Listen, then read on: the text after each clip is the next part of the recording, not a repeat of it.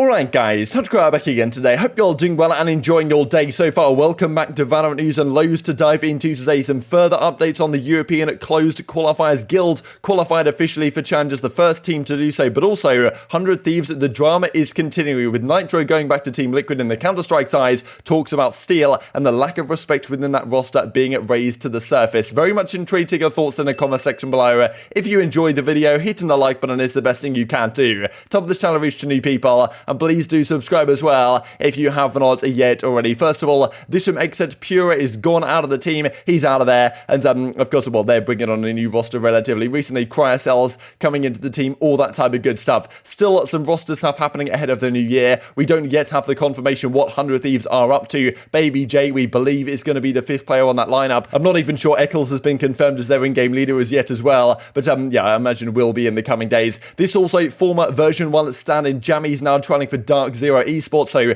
plenty of changes being happening all the time across the park right now. And also from SAW, they've well been in some conversations as of late due to the buyouts that give some of their players in the North American sides. Stellar, Physics and Empathy joining the starting roster over there, so maybe yeah, well, looking to do some similar things with some new players if they prove themselves in the upper tier of the North American Valorant scene right now. But let's dive into this then. So the big news really of yesterday, at least in kind of the Valorant Counter-Strike world, was Nitr0 officially returning to Counter-Strike. This well, he gave some reasons for this, right? I don't know the reason why. Like, I mean, Counter-Strike was always actually his first choice, even when he came to Valorant. Like, he wanted to be in Counter-Strike, just didn't really get the opportunity and feel like it was worth doing it. So, like, he's going back to the game he loves more. But, I mean, still, of course, it's a loss for 100 Thieves. We saw a while ago he had been officially released, and now he's officially returning to Team Liquid. But it was kind of interesting, right? Because as a result of this, he talks a little bit about his time in the 100 Thieves lineup and some of the stuff that went on there behind the scenes, especially with the Steel transition, because it was a massive surprise, frankly, when Steel was dropped right before the last chance qualifier. When they dropped him, they brought Boy into the team. It just felt like the internal chemistry was non-existent. And of course, Nitr0 then became the in-game leader. They go to the LCQ. They look good early on. They don't make it to champions though. And then of course, well, things completely collapsed for 100 Thieves. They've made a lot of roster changes, obviously, here going into 2022. So as a result, Nitr0, you know, being the in-game leader at the time, he definitely has his perspective on how things transpired within the lineup. And now Steel, of course, he's going over there to T1, one of the big rivals really of 100 Thieves in the North American side, and brought 7 over with him from 100 Thieves as well, who kind of got put to the bench when Steel was benched for the team initially. So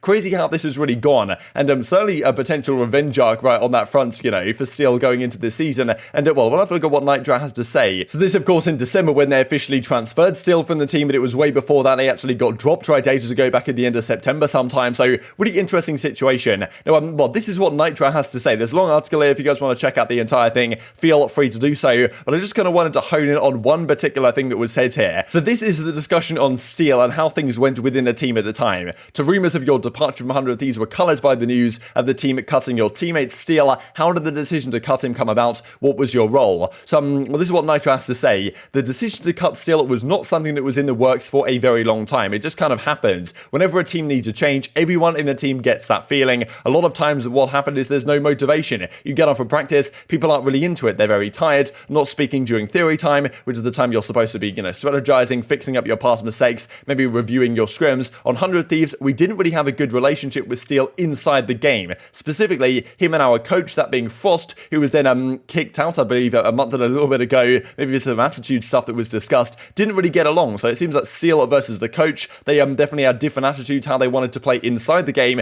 and maybe, well, personality friction as a result as well. There was a super weird dynamic sometimes, and a lack of respect to each other. That's quite something, frankly, that the team didn't really respect, I guess, Steel's, like, well, what he was bringing to the team, and maybe the other way around as well. Eventually, it got so tiring, we just felt the need to make a change, and it wound up being Josh, that being Steel, of course, out of the team. As it goes on to say, we had good relations outside of the game, never argued outside of the game. Anytime there were arguments, it was always about in-game theoretical stuff. So I guess I'm just kind of mindset on how to actually play Valorant to the highest level. Maybe some ego stuff here and there, but that's normal within a team. Usually, we just felt like we weren't progressing as a team because there was a lack of respect, and also the in-game relationships weren't that good. I guess you've got to have that as a foundation of the team, got to have inner respect for each other, otherwise you're just going to feel like you're taking one step forward, 2 steps backwards, which honestly is how it felt for the last 6 months of that team. Guess there wasn't too much motivation for whatever reason, and ultimately Steel got cut, and then of course Nitr0 moved into that IGL role. So really interesting, honestly, the lack of respect it seems for the rest of the team for Steel, and potentially also the other way around. Egos being mentioned as well. Just a complete chaos Frost clearly within that lineup that very quickly, right, it seemed like the team was okay, but maybe for many months this was brewing, and then right before the LCQ, Steel's just gone out straight up out of there, right? So kind of remarkable. And of course, this very recently, actually back in November, way before even Steel was officially transferred. But again, Frost got kicked from their roster as well. So you watched the coach from the team, and some people were saying, look, if it was Frost versus Steel, they weren't really getting on particularly well. Like, why not just get rid of Frost instead of Steel, like one of the players on the actual roster, right? And of course, they get rid of both eventually, go for the kind of fresh start approach. So, yeah, maybe it wasn't just Steel versus Frost, but there were also some other frictions happening within the team itself. And of course, I just kind of wanted to bring this up, right, as the new T1 roster for the season that, you know, with 7 there as well, who was 100 Thieves, with Steel, this is the type of lineup that really is going to, well, take it to 100 Thieves, I guess, in the North American side this year. Going to be some spicy matchups, I'm sure, between the two of them. Let's dive in to the European last chance qualifiers at the present time. Guild Esports, they are the first team to officially confirm their place into EMEA Challengers. So congratulations to these guys. They beat out Team Vitality 3-0. It's a best of 5 for these qualification matches, which is really cool to see. And I mean, they dominated, to be honest. I mean, Breeze, Bind and Split go their way comfortably, safely. I mean, these guys just looking really good. Cold Mentor, of course, as well, after getting kicked from G2 not long ago. He's, well, finding himself really back in business right now. 13-11 game 1 of the Breeze. Then it goes to Bind at 13-9. All games relatively close, to be honest. 13-11 as well here on the Split. But at the end of the day, Guild just looking slightly too strong. They get over the line, and, well, they move on officially to Challengers. Vitality still have a chance, and this is the bracket for the main European one, as you can see. Guild take it. Still, one team will qualify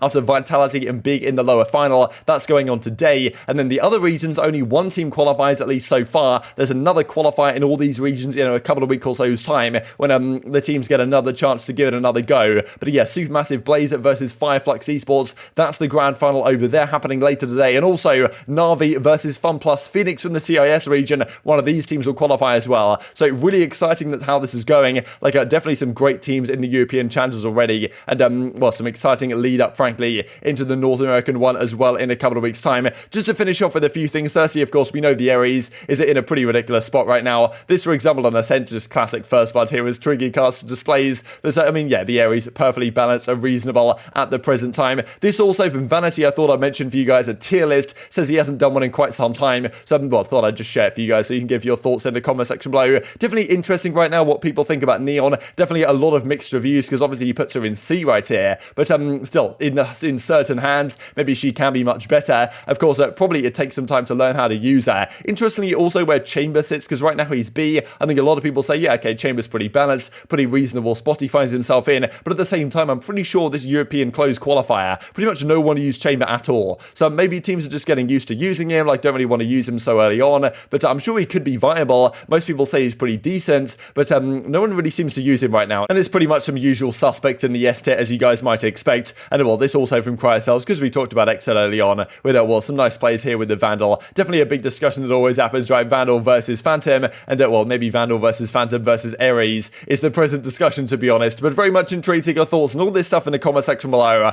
Hope you guys enjoyed the video. If you did enjoy it, hitting that like button tells the YouTube gods this is a good video. I just like you should see it as well, and I've grown the competitive Valorant community. Thank you for watching as always. Take care, and I will see you next time. I'm a good shot. Nice. One enemy remaining. Oh my, give me the ace.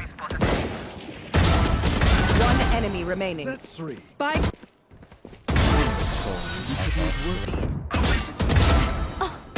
It's so bad. One enemy remaining. A. Oh. That one's One enemy remaining. Smoke's down. I'm a good shot. Pardon, monsieur. Back right. One enemy remaining. Sucking. Ooh. Enemy kill. Okay. One enemy remaining. Oh. He's, Too slow. One enemy remaining. One more. God damn it, you're lagging, man. Oh,